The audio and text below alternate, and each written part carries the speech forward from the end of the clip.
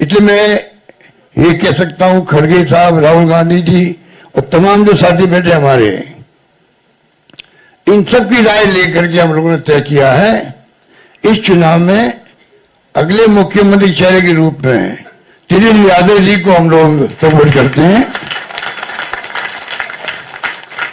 जो एक नौजवान है, लंबा फ्यूचर है इनके साथ में।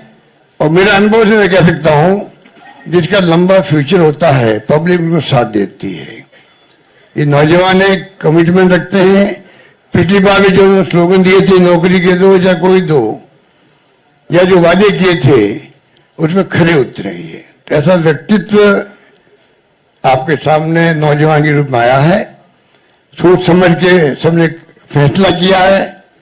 ये नेता के रूप में उत्तरंग मैदान में राहुल गांधी जी ने मिलकर जो यात्रा करी थी, बड़ा इम्पैक्ट है। आने वाले वक्त में इनके अलावा राहुल जी भी आएंगे और नेता आएंगे, प्रियंका जी भी आएगी, सब नेता आएंगे।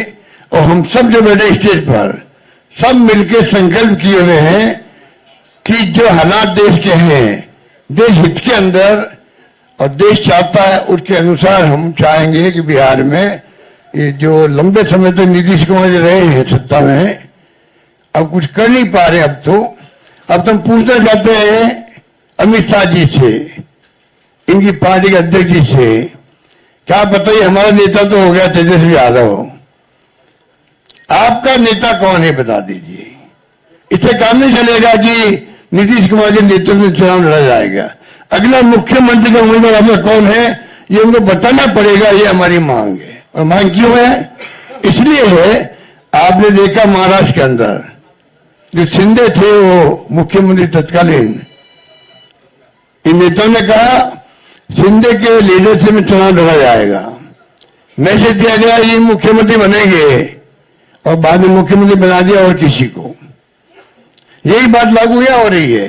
अमित शाह जी आए, कहते चले गए, हम चुनाव के बाद में तय करेंगे मुख्यमंत्री कौन बनेगा हमारा, पर नीतीश कुमार के नेतृत्व में चुनाव लड़ा जाएगा। तो महाराष्ट्र का एग्जाम्पल सबके सामने।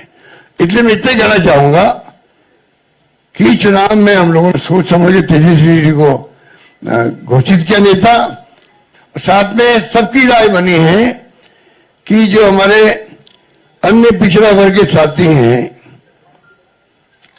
मुकेश सहनी जी, जिनको आप सब जानते हैं, मुकेश सहनी जी, जो एक संघर्ष करते हुए यहां तक पहुंचे हैं, अपनी पार्टी बनाई है, अपनी अकल होशियारी से, अपनी मेहनत से बनाई, कि जो हमारे अन्य पिछड़ा वर्ग के साथी हैं, मुकेश सहनी जी, जिनको आप सब जानते हैं, मुकेश सहनी जी, जो एक संघर्ष करते हुए यहां तक पहुंचे हैं, अपनी पार्टी बनाई है, अपनी अकल होशियारी से, अपनी मेहनत से बनाई है, गरीबों के मसीहा के रूप में, अपनी कौम के मसीहा के रूप में उभर के आए हैं। ऐसे नौजवान को हमने तय किया है वो उप मुख्यमंत्री होंगे। साथ में इसके साथ में जो आपके यहाँ बहुत सारे समाज भी हैं, सामाजिक इक्वेशन अलग तरह की है, तो जो अन्य सामाजिक वर्गों के लोग हैं उनमें से मुख्यमंत्री और बनाए जाएंगे, उप मुख्यमंत्री और बनाए जाएंगे। यही बात कह के मैं अपनी बात समाप्त करता हूं। धन्यवाद।